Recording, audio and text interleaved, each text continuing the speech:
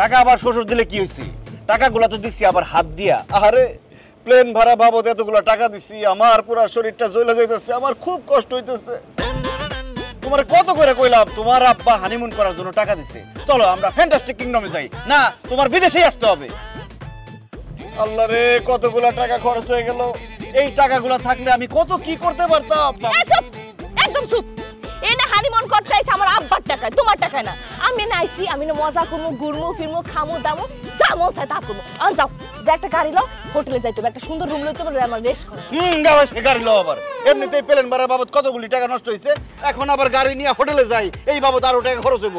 আমার পক্ষে গাড়ি নেওয়া সম্ভব না। টাকা কি তোমার খরচ হবে? টাকা খরচ হইব তোমার আব্বার। তোমার আব্বা টাকা দিছে তাতে কি? টাকাগুলো তো খরচ হইতেছে আমার পকেট থেকে। আমার পকেট থেকে টাকা এইভাবে অপচয় আমি করতে পারবো না, আমি গাড়ি নিতে পারবো না। আল্লাহ রে, কেন যে এই কিপটার বাসা কিপটার আমি বিয়া করছিলাম। আচ্ছা ঠিক আছে,